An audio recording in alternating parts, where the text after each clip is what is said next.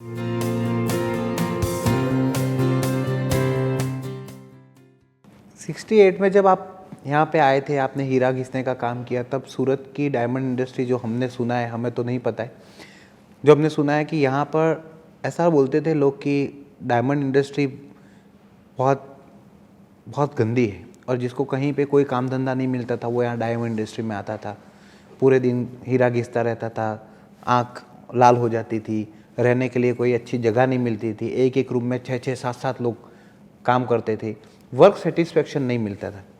लेकिन आपने जब ये इंडस्ट्री शुरू की तो आपने एक ख्वाब देखा था कि मैं इसे ऑर्गेनाइज्ड बनाऊंगा। उसकी शुरुआत आपने कैसे की और कैसे आप उसमें आगे बढ़े? देखो, ये जो पहले जो बात है ना आपने बताई ना कि डायमंड इंडस्ट्रीज के लिए आम जनता को ऐसा प्रेजेंट, इसलिए हमारी इंडस्ट्रीज का दोष यही है कि हम प्रेजेंट नहीं कर सके। सचमुच में ऐसा था नहीं। सचमुच में देख लो, 100 कारखाना होता तो एक में होता था, 99 में कभी ऐसा नहीं हुआ। मगर सब लोग एक के साथ में 100 ऐसे मान बैठे। तो पहले से इतना गंदा गोबरा था नहीं। ये जो डायमंड बिजनेस की 10 विशेषता है, इसकी किसी को मालूम नहीं है। डायमंड बिजनेस की सबसे पहली विशेषता ये है कि डायमंड पीपल जो है वो एकदम ट्रस्टेबल है। वो उनका पूरा बिजनेस, 1 लाख करोड़ का जो बिजनेस है वर्ड से चलता है। हमारा ऑर्डर सिग्नेचर से नहीं मिलता। हम किसी को हमारा माल मंगावे जो तो वो सिग्नेचर से हम नहीं बिजनेस करते।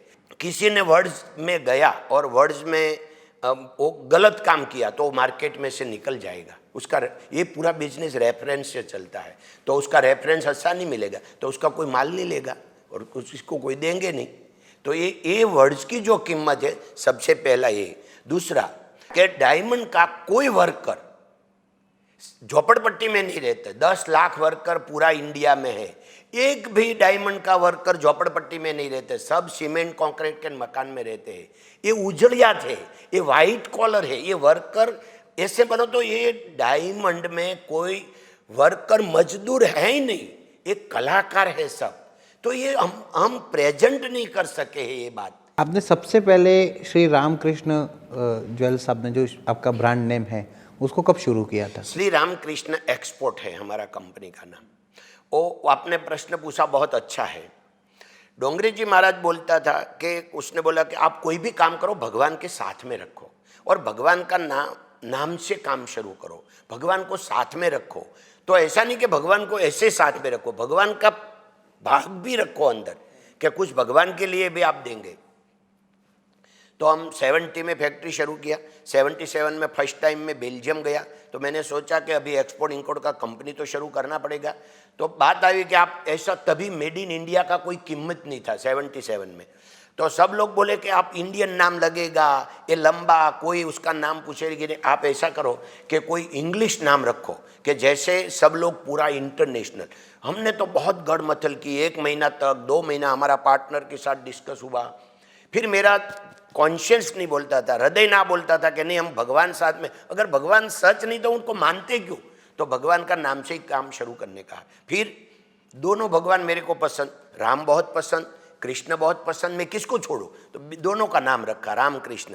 फिर हमको लक्ष्मी तो चाहिए तो हमने श्री रख दिया, श्री राम कृष्ण। आप पहली बार बेल्जियम जब गए थे तो आपने तो कहा था, आप कह रहे थे कि 7वीं कक्षा तक आप पढ़े हैं, आपको अंग्रेजी नहीं आती होगी, तो उस टाइम आपको कैसी डिफिकल्टी हुई थी? बहुत अच्छा आपने पूछा। देखो, ऐसा है कि कोई पण आदमी है, कोई किधर भी, हमारी एक कंपनी का एक सेंटेंस है पूरा, प्रॉब्लम इज प्रोग्रेस। એટલે प्रॉब्लम नहीं आवे तो किसको नहीं आवे? कोई नहीं करे, कुछ नहीं करने का उसको प्रॉब्लम नहीं है। आप कोई भी काम करो तो प्रॉब्लम तो आएगा ही। तो मैं गया तो लैंग्वेज प्रॉब्लम तो आ गया। तो मैंने बोला भाई हमें पूरा जिंदगी भर मेरे को इंटरनेशनल में जाना पड़ेगा। तो मैं क्या करूं? तो मैंने यहाँ आके एक बैंक का कोई ऑफिसर था, उनको के बोला कि आप हमको ट्यूशन दो। तो वो 4 महीने ट्यूशन पे मेरे घर पे आया, मगर उसने सिखाया कुछ नहीं। वो क्या बोला कि आपको मैं एक खाली टेक्निक दिखा देता हूँ, आपको इंग्लिश आ जाएगा। मैंने बोला वो कैसे? वो बोला कि आप तो गुजराती है नहीं, आपको कुछ नहीं आता है, आप तो 7 तक, क्योंकि I am study only 7 Gujarati, that time ABCD also not coming to in school because that time ABCD also starting from high school. So मैं तो ABCD भी स्कूल में नहीं पढ़ा था. तो उसने मेरे को क्या बोला, आपको कुछ नहीं करने का है, आपको इंग्लिश का 500 वर्ड्स आते हैं. मैंने बोला मेरे एक को भी नहीं आते. वो बोला कि आते हैं, मैं आपको समझाऊँ. तो उसने बहुत अच्छी बात की. जो हमारे ऊपर अंग्रेज, जो इंग्लैंड वाला राज करता था, तो 200 साल में सब नई शोध जितनी बनी लास्ट 200 साल में बनी है. रेडियो आया, मोटर कार आया, प्लेन आया, मोटरसाइकिल आया, बस आई, रेलवे आई, सब 200 साल में आई है. सबका नाम इंग्लिश में ही है क्योंकि हमारे ऊपर अंग्रेज था. तो कोई तो एक तो जब 500 वर्ड बोलते हैं, अभी आपको सीखने का कितना है, 200 ग्रामर सीखने का है, तो इंग्लिश पक्की हो गई. तो मैंने बोला 500 तो क्या, आप लिखने लगो. तो स्टेशन, मोटर, कार, रेलवे, तो उसने तो सब क्लच, वायर, ब्रेक, इलेक्ट्रिक, सब. तो इलेक्ट्रिक का कोई भी आप बोलो, स्विच, वायर, केबल, तो सब इंग्लिश होता है. तो 500 वर्ड्स तो मेरे को आता था अज्ञान अवस्था में. तो 200 सीखने का था. तो बोला कि 200 सीखने का है, वो भी मैं नहीं सिखाऊंगा, आपको कुछ नहीं करने का. तो पहले गुजराती पेपर में ये न्यूज़ पहला पढ़ लो कि न्यूज़ क्या है, फिर इंग्लिश में पढ़ लो. तो एवरीडे 1 वर्ड्स नया मिल जाता था. बस 200 दिन में इंग्लिश पक्का हो गया, कुछ नहीं करने. मैं जब आपकी बिल्डिंग में एंटर हो रहा था तो मैंने आपकी एक टैगलाइन पढ़ी कि I am nothing but I can do anything. Yes, very good. ये हमारा कंपनी का जो मेन है सिद्धांत यही है. 20 साल पहले, आश्रय 20 साल होगा, जो की पर्सन है उनके साथ मैं मीटिंग में बैठा था और मैंने उनको मैं समझा रहा था कि देखो आप मैनेजर हो गए आपके पास से, मगर आप ऐसा मत मानो कि हमारी नीचे वाला जो आदमी है वो गमार है, उनको कोई बहुत आता नहीं है और हम बहुत होशियार है.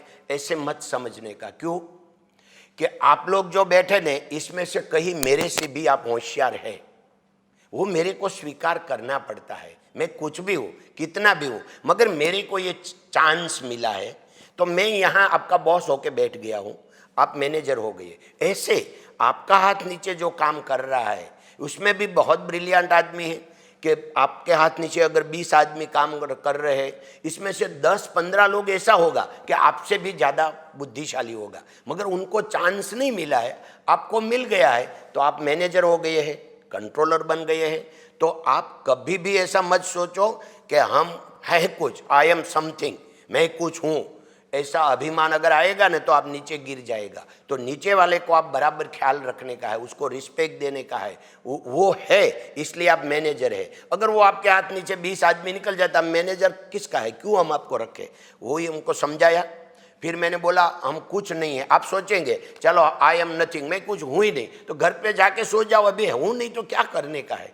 नहीं, ऐसा नहीं, आप सब कुछ कर सकते हैं. क्यों कि मैं you can do anything, I can do anything. ऐसे कि देखो ये दुनिया में प्लेन किसने बनाया, तो मानस ने बनाया.